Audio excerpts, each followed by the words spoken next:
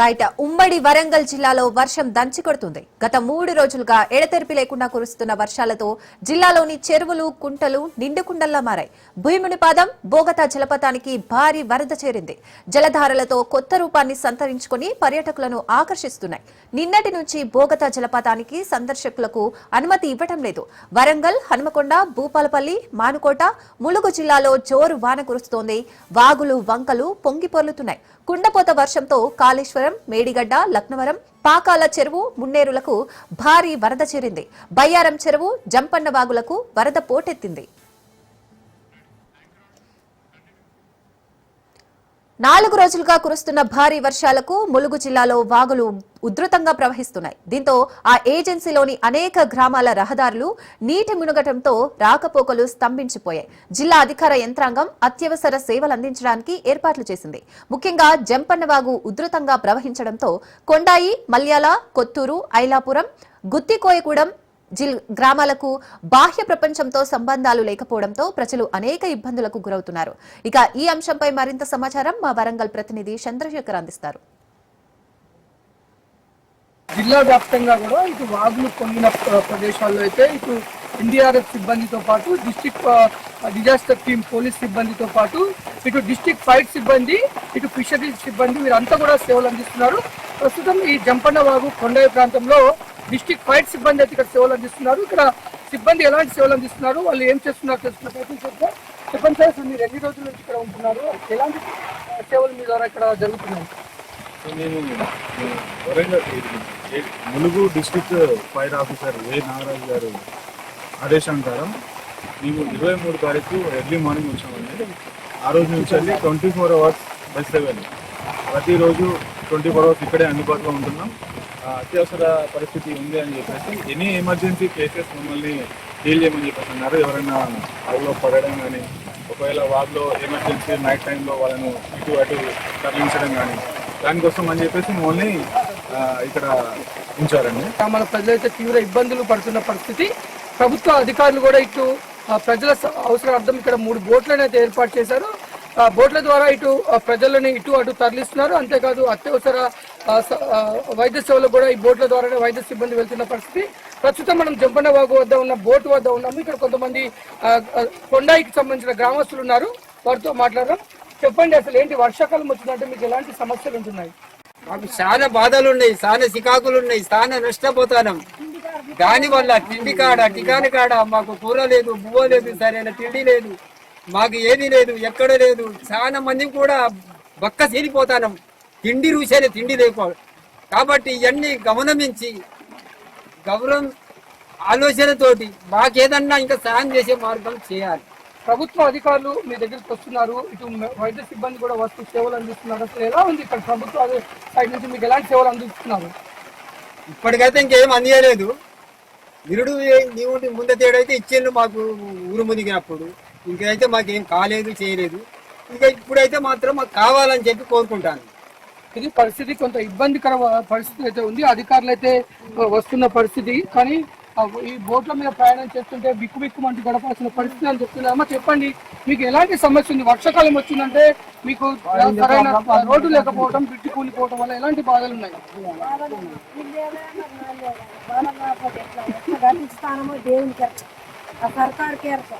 వాళ్ళే కొంచెం న్యాయం చేసుకోవాలి. ఆ పల్లెల్లో ఎట్ట బతుకుతాను, యాగు నడమ ఇట్లా కూలి లేదు, ఎక్కడ పూజ చేసుకొని బతుకుతాను. కడుపు కన్నా ఏమన్నా తేడా ఏం మిగిలి తెచ్చుకొని తింటాను. కానీ ఆ పెద్ద నాయకులే కొంచెం సాయం చేసుకోవాలి. అంటే ఇప్పుడు మనకి భారీ వర్షాల వల్ల మీరు బయటికి రాని పరిస్థితి ఉంది కదా, అత్యవసరమైన వైద్య సేవలు అంటే డాక్టర్స్ వాళ్ళందరూ వస్తున్నారా? ఎలాంటి సేవలు అందిస్తున్నారు?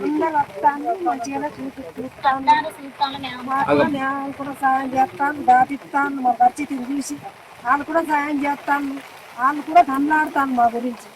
ఇంత ఆగు చేయబట్టి ఈ బోర్డు ఏర్పాటు చేసింది నిన్న మొన్న కానీ 3 రోజులు కొంచెం జలాలక్షలు జట్టు దాటిపోవాలి. మాకు కూడా అన్ని సాయం చేస్తాను, కానీ మాకు తిండి టికాన కూడా మీరు కూడా గౌరవించుకోవాలి అని మాట్లాడుతున్నాం. కొండాయ మాది, నా పేరు లక్ష్మి. ఇది భారీ వరదల వల్ల ఇటు జంపన్న వాగు ఉధృతంగా ప్రవహించడంతో ఇటు కొండాయిలో ఉన్న కొండాయి మల్యాల ప్రజలతో పాటు ఇటు ఐలాపూర్ ప్రజలు కూడా చాలా ఇబ్బందులు అవుతున్నాయి. ఇటు కొండాయి మల్యాల ప్రజలకైతే ఇక్కడ నుంచి ఒక పక్క అధికార యంత్రాంగం సేవలు అందిస్తున్నప్పటికీ ఐలాపూర్తో పాటు ఇటు గుర్తుపోయే గుంపు ఈ రెండు గ్రామాలు అయితే బాహ్య ప్రపంచంతో ముక్తి సంబంధాలు తెగిపోయాయి. అక్కడికి ఏ అధికారి కూడా వెళ్ళలేని పరిస్థితి, మొత్తం ప్రాణాలు అరిచేతుల్లో పెట్టుకుని జీవిస్తున్న పరిస్థితి. ముందు వాగు ఉద్ధృతకైతే ఒక పక్క బిక్కుమంటూ గడుస్తున్నారు. అర్ధరాత్రి పూట ఏమైనా అయితే కూడా దేవుడి మీద భారం వేయాల్సిన పరిస్థితి అని చెప్తున్న పరిస్థితి. ప్రభుత్వ యంత్రాంగం స్పందించి ఏదైతే ప్రభుత్వం విడుదల చేసిన కొత్త బ్రిడ్జ్ ఉందో ఆ బ్రిడ్జ్ 16.5 కోట్లు విడుదల చేసినట్లుగా అయితే ఇక్కడ చెప్తున్నారు. బ్రిడ్జ్ పనులు కూడా మొదలయ్యాయి. తొందరగా బ్రిడ్జ్ నిర్మించి మా గ్రామాలకు సరైన రవాణా వ్యవస్థ కల్పించాలని ఈ గ్రామస్తులు అయితే వేడుకుంటున్న పరిస్థితి. కెమెరామెన్ జలీల్తో Chandrasekhar, Raj news, Warangal. Welcome back. Telugu రాష్ట్రాల్లో భారీ వర్షాలు దంచి కొడుతున్నాయి. బంగాళాఖాతంలో ఏర్పడిన అల్పపీడనం అరేబియా సముద్రంలోని ఒక డిప్రెషన్ ప్రభావంతో మరో 3 రోజుల వరకు వర్షాలు కురుస్తాయని వాతావరణ శాఖ తెలిపింది. ఉత్తర బంగాళాఖాతంలోని ఏర్పడిన అల్పపీడనం కారణంగా మోస్తారు నుంచి భారీ వర్షాలు కురుస్తాయని, గంటకు 30 నుంచి 40 కిలోమీటర్ల వేగంతో ఈదురు గాలులు వీస్తాయని ఐఎండీ తెలిపింది. ఆంధ్రప్రదేశ్, తెలంగాణ రాష్ట్రాల్లోని పలు ప్రాంతాల్లో ఉరుములు, మెరుపులతో కూడిన భారీ వర్షం కురిసే అవకాశం ఉందని సూచించింది.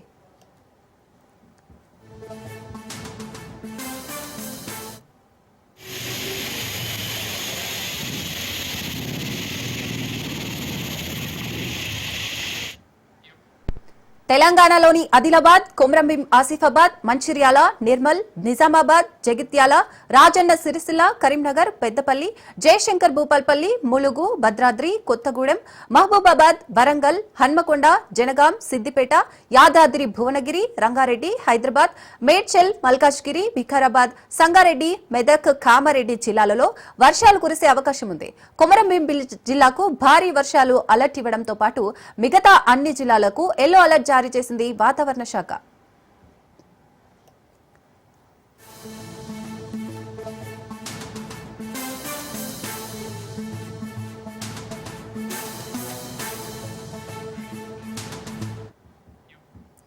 ఏపీలోని ఏలూరు జిల్లాకు భారీ వర్షాల అలర్ట్ ఇచ్చారు వాతావరణ శాఖ అధికారులు.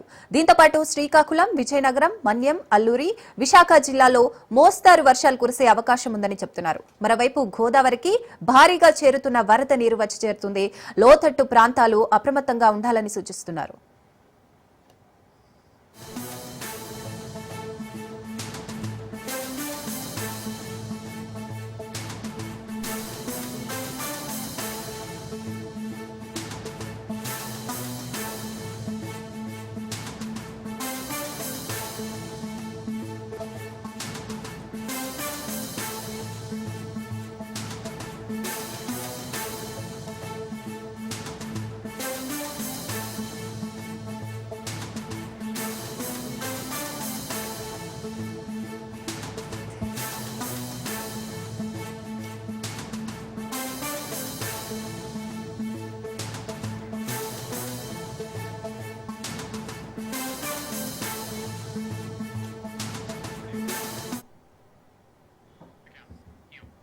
భద్రాద్రి కొత్తగూడెం జిల్లాలో 3 రోజుల నుంచి ఎడతెరిపి లేకుండా కురుస్తున్న భారీ వర్షాలకు వాగులు, వంకలు పొంగిపొర్లుతున్నాయి.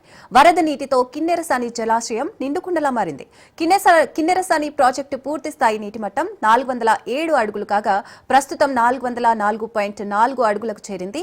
ఎగువ నుంచి వరద నీరు వస్తుండటంతో ప్రాజెక్టు అధికారులు 2 గేట్లు ఎత్తి 8,000 క్యూసెక్ల వరద నీటిని దిగువకు విడుదల చేస్తున్నారు.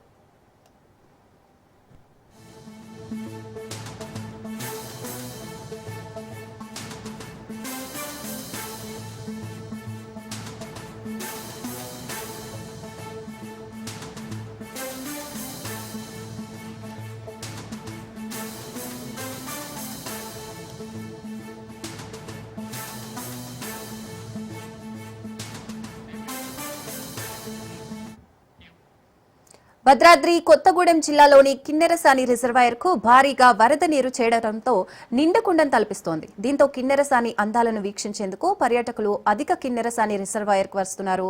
ఈ కిన్నెరసానికి వస్తున్న పర్యాటకులతో మరింత సమాచారాన్ని భద్రాద్రి ప్రతినిధి నవీన్ అందిస్తారు.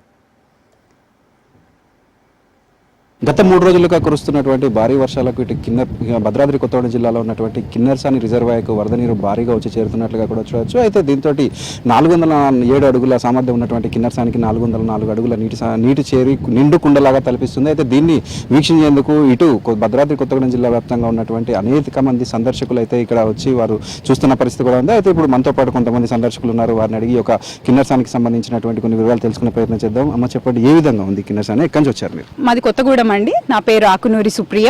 మేము ఇక్కడ కిన్నెరసాని గేట్స్ ఓపెన్ చేశారని తెలిసి వీక్షించడానికి మా బాబుని తీసుకొని వచ్చాము. కిన్నెరసాని అనేది మన కొత్తగూడెం ఇక్కడ మన లోకల్లో టూరిజం కింద మనం విజిట్ చేయాలనుకుంటే ఇక్కడ ఎంతో ఆహ్లాదకరమైన ప్లేస్. దట్టు ఈ రైనీ సీజన్లో మనకు ఇది ఫిల్ అయిన తర్వాత ఈ గేట్స్ ఓపెన్ చేయటం అనేది, నెక్స్ట్ ఈ వాటర్ ఫ్లో చూడటానికి చాలామంది ఇక్కడికి వస్తూ ఉంటారు. ఈ బోటింగ్ ఇది ఎంజాయ్ చేయడానికి చాలా బాగుంటుంది ప్లేస్. దట్టు ఈ గ్రీనరీని స్పెసిఫిక్గా ఈ రైనీ సీజన్లో ఇంకా చక్కగా ఉంటుంది. అంతా బాగుంది.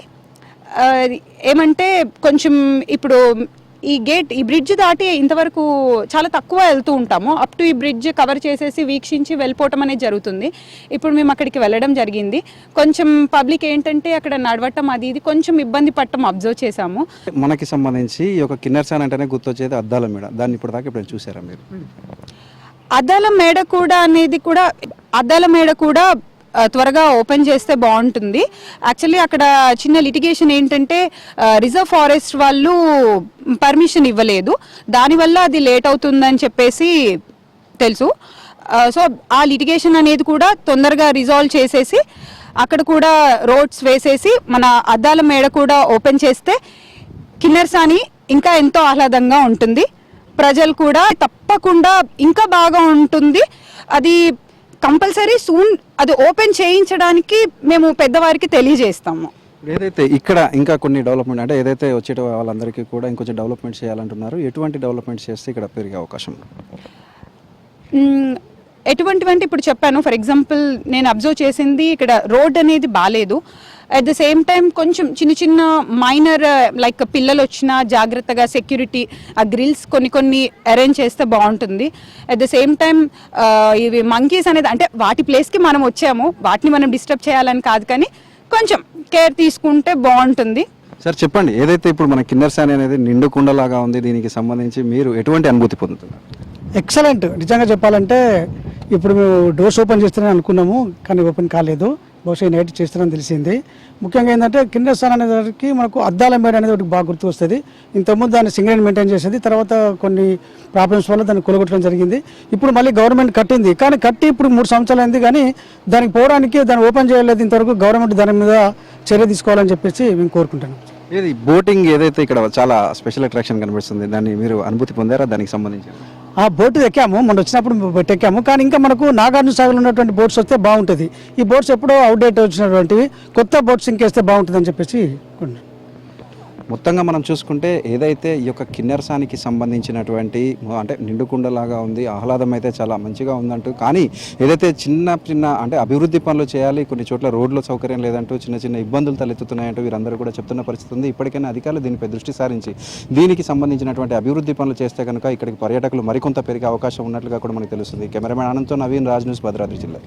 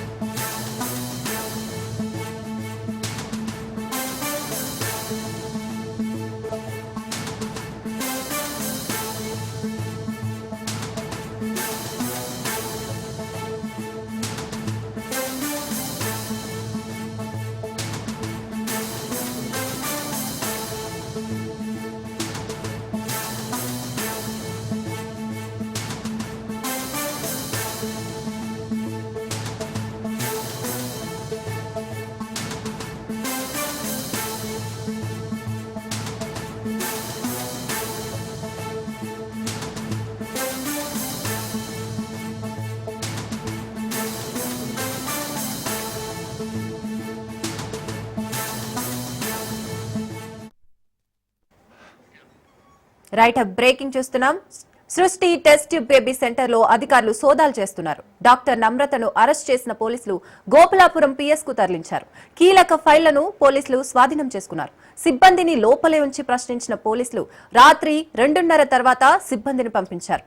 పుట్టిన బేబీకి క్యాన్సర్ రావడంతో దంపతులకు అనుమానం వచ్చింది. DNA పరీక్షలు చేయడంతో వీర్యం తమది కాదని నిర్ధారించారు. వైజాగ్, విజయవాడలో ఉన్న సృష్టి టెస్ట్ సెంటర్లలో పోలీసులు సోదాలు చేస్తున్నారు. సరోగసీ కోసం పెద్ద ఎత్తున వీర్యం నిల్వ చేసినట్లు గుర్తించారు. వీర్య సేకరణ కోసం అక్రమ పద్ధతిని పాటిస్తున్నట్లు గుర్తించారు. సృష్టి టెస్ట్ సెంటర్లో పనిచేస్తున్న 7గురిని అరెస్ట్ చేశారు.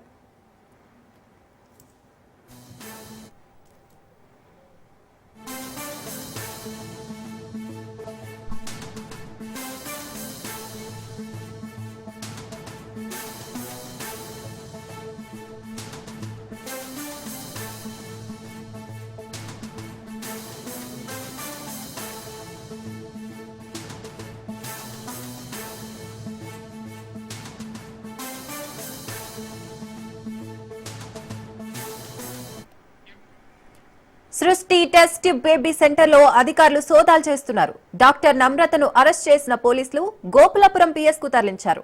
కీలక ఫైళ్లను పోలీసులు స్వాధీనం చేసుకున్నారు. సిబ్బందిని లోపలే ఉంచి ప్రశ్నించిన పోలీసులు రాత్రి 2:30 తర్వాత సిబ్బందిని పంపించారు. పుట్టిన బేబీకి క్యాన్సర్ రావడంతో దంపతులకు అనుమానం వచ్చింది.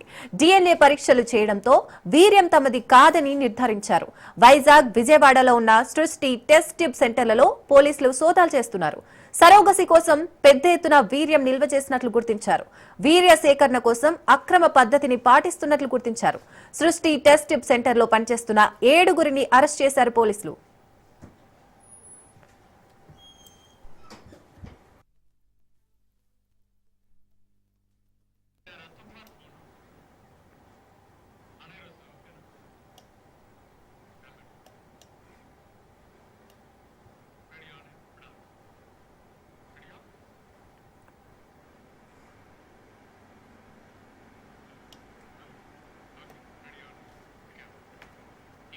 రైట్, సృష్టి టెస్ట్ బేబీ సెంటర్ లో అధికారులు సోదాలు అయితే చేస్తున్నారు. దీనిపై మరింత సమాచారం రత్నకుమార్ అందిస్తారు. రత్నకుమార్, సికింద్రాబాద్ లోని సృష్టి టెస్ట్ ట్యూబ్ బేబీ కేంద్రంలో భారీ మోసం వెలుగులోకి వచ్చింది.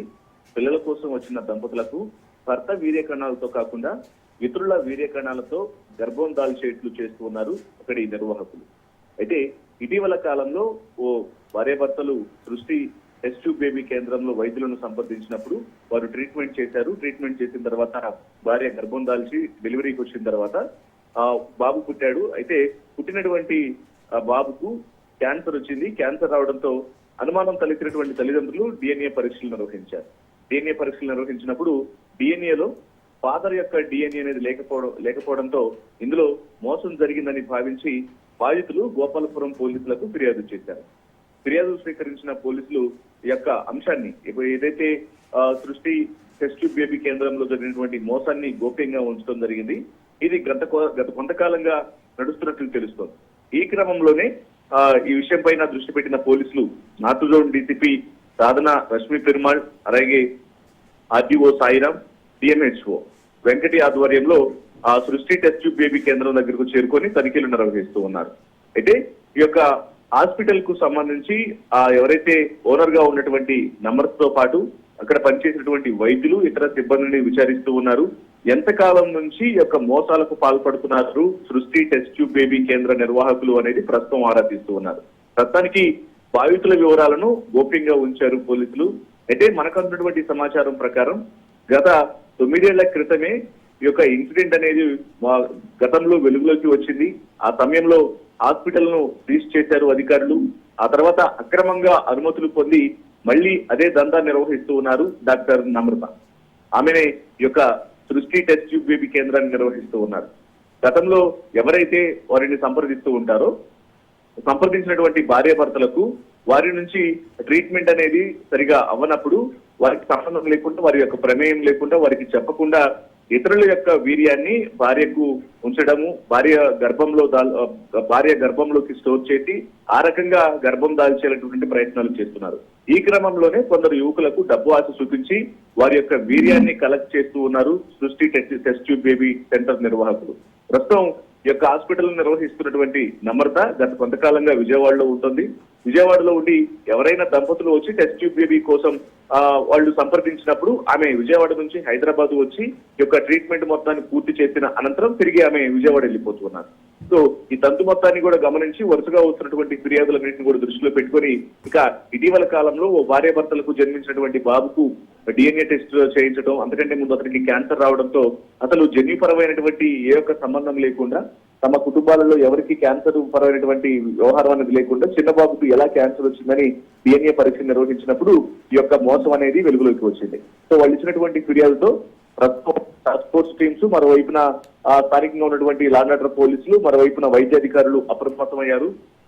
జరుగుతున్నటువంటి తంతును ఈ సికింద్రాబాద్ లో ఉన్నటువంటి సృష్టి టెస్ట్ బేబీ కేంద్రంలో నడుస్తున్నటువంటి యొక్క దందా మొత్తాన్ని కూడా వెలుగులోకి తీసుకొస్తూ అసలు ఎప్పటి నుంచి యొక్క ఈ కార్యకలాపాలను నిర్వహిస్తున్నారనేది ఆ యొక్క ఓనర్ ను దగ్గర ఉంచి మరీ ప్రశ్నిస్తున్నటువంటి పరిస్థితి కనిపిస్తుంది. లోపల నిన్నటి నుంచే తనిఖీలు చేస్తూ ఉన్నారు. Right, thank you.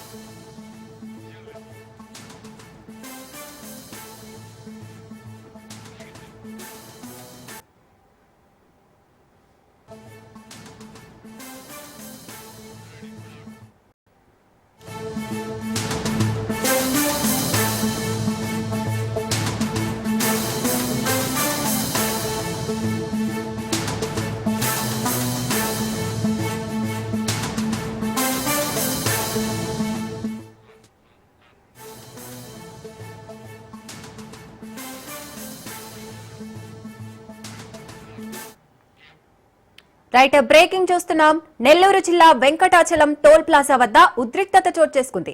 బీసీవై అధినేత రామచంద్ర యాదవ్ ని పోలీసులు అడ్డుకున్నారు. కరేడు రైతులను వెళ్తుండగా అడ్డగించారు. నెల్లూరుకు వెళ్లేందుకు అనుమతి లేదని పోలీసులు తెలిపారు. శాంతి భద్రతలకు విఘాతం కలుగుతుందని రామచంద్ర యాదవ్ ని వెనక్కి పంపించారు. దీంతో రాష్ట్ర ప్రభుత్వంపై రామచంద్ర యాదవ్ ఆగ్రహం వ్యక్తం చేశారు.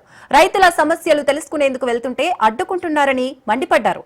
కరేడు రైతుల భూములను ప్రభుత్వం లాక్కోవాలని చూస్తోందని, 800 ఎకరాలను అక్రమంగా లాక్కునే కుట్ర జరుగుతోందన్నారు.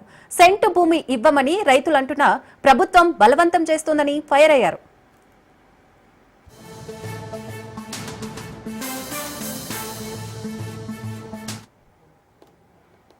కరేడు రైతుల మనోభావాలకు వ్యతిరేకంగా బలవంతంగా కరేడు ప్రాంతానికి సంబంధించిన సుమారు 8,300 ఎకరాల భూమిని అక్రమంగా బలవంతంగా తీసుకోవడానికి ప్రభుత్వం ప్రయత్నం చేస్తుంటే రైతులు పూర్తిగా వ్యతిరేకించి మేము 1 సెంటు కూడా మా భూములు ఇవ్వమని చెప్పి వ్యతిరేకించిన తర్వాత కూడా ప్రభుత్వము దీని మీద ముందుకెళ్లే ప్రయత్నం చేస్తోంది. కాబట్టి దీని మీద రైతులతో చర్చించడానికి, అక్కడున్న సమస్యలు తెలుసుకోవడానికి ఈరోజు కరేడు గ్రామానికి వెళ్ళడానికి ప్రయత్నం చేస్తే అక్కడ లా అండ్ ఆర్డర్ ప్రాబ్లం ఉంది, పోలీస్ యాక్ట్ 30 అమల్లో ఉంది కాబట్టి వెళ్ళడానికి అనుమతి లేదంటూ పోలీసు అధికారులు అడ్డుకున్నారు. పోలీసు అధికారుల యొక్క ఇన్స్ట్రక్షన్స్ని ఫాలో అవుతూ లా అండ్ ఆర్డర్ ప్రాబ్లము నా వల్ల ఎటువంటి ఇబ్బంది రాకూడదనే ఉద్దేశంతో ఈరోజు రిటర్న్ వెళ్తున్నాను. ఖచ్చితంగా మళ్ళీ పోలీసు అధికారుల అనుమతి తీసుకొని కరేడు గ్రామానికి వెళ్ళి కరేడు గ్రామస్తులతో చర్చించి కరేడు గ్రామానికి రైతులకు న్యాయం జరిగేంత వరకు కూడా దీని మీద పోరాడడానికి సిద్ధంగా. కరేడు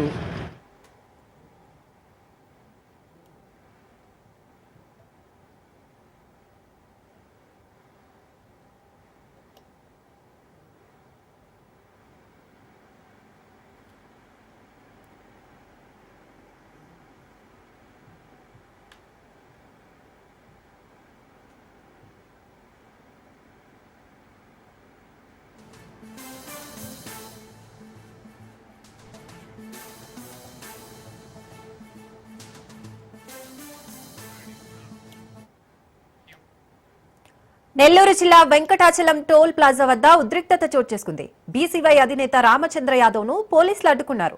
కరేడు రైతులను వెళ్తుండగా అడ్డగించారు. నెల్లూరుకు వెళ్లేందుకు అనుమతి లేదని పోలీసులు తెలిపారు. శాంతి భద్రతలకు విఘాతం కలుగుతోందని రామచంద్ర యాదవ్ ను వెనక్కి పంపించారు. దీంతో రాష్ట్ర ప్రభుత్వంపై రామచంద్ర యాదవ్ ఆగ్రహం వ్యక్తం చేశారు. రైతుల సమస్యలు తెలుసుకునేందుకు వెళ్తుంటే అడ్డుకుంటున్నారని మండిపడ్డారు. కరేడు రైతుల భూములను ప్రభుత్వం లాక్కోవాలని చూస్తోందని 800 ఎకరాలను అక్రమంగా లాక్కునే కుట్ర జరుగుతోందన్నారు. సెంటు భూమి ఇవ్వమని రైతులంటున్నా ప్రభుత్వం బలవంతం చేస్తోందని ఫైర్ అయ్యారు.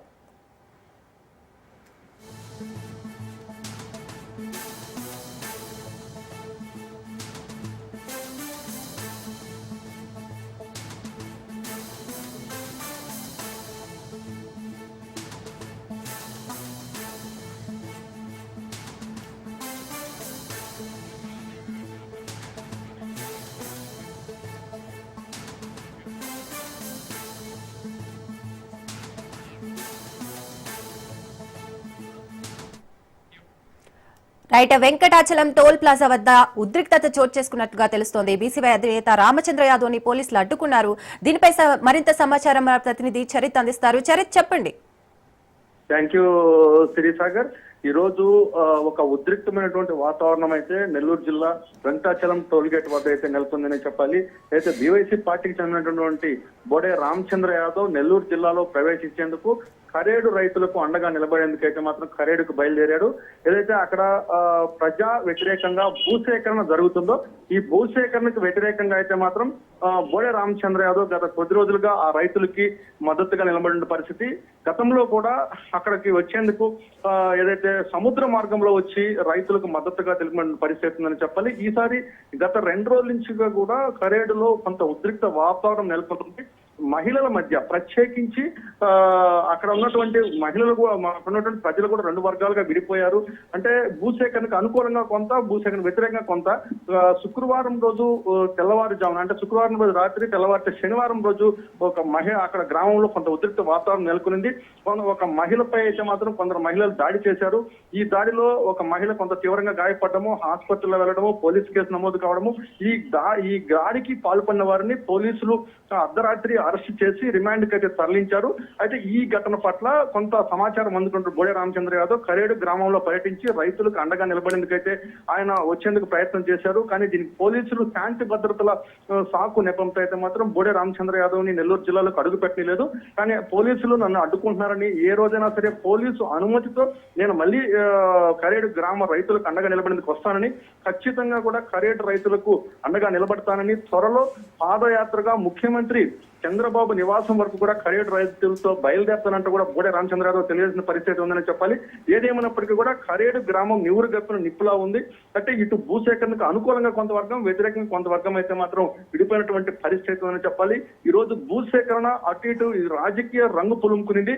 ఎప్పుడు ఎలాంటి పరిస్థితులు అక్కడ నిలబడతాయంటే కూడా కొంత పరిస్థితులు అయితే మాత్రం వాతావరణం వేడికినటువంటి పరిస్థితి. అయితే ప్రజల మధ్య తలెత్తినటువంటి ఈ వివాదం పూర్తిగా కూడా కొత్త సంతరించిన పరిస్థితి ఉందని చెప్పాలి. నిన్న జరిగినటువంటి దాడిలో గాయపడినటువంటి మహిళ ఒక పక్క, దాడికి పాల్పడిన వారి 3 మహిళలు రిమాండ్ చేయడం మరో పక్క.